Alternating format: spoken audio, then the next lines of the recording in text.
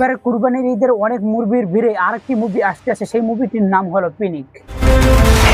কিন্তু শেষে আর এই মুভিতে অভিনয় করেছেন আদর আজাদ এবং শবনম বুবলি।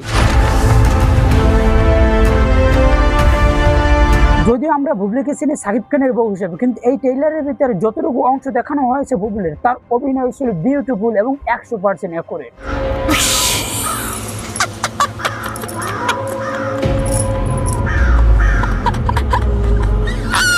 আদর আজাদ এই মুভিতে অ্যাকশন হিরো হিসেবে অভিনয় করেছে, তার অভিনয় ভালো ছিল, আর তিনি বরাবরই অ্যাকশন হিরো হিসেবে ভালো অভিনয় করে।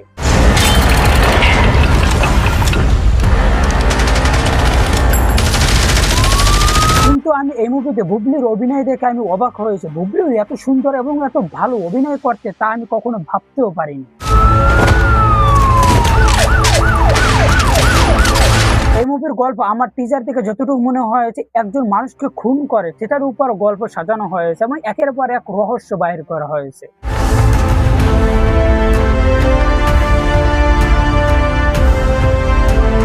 আর সেই খুনটি আদর আজাদ নাকি বুবলি করে, সেটা দেখতে হলে আপনাকে সিনেমা হলে গিয়ে দেখতে হবে পিনিক মুভি।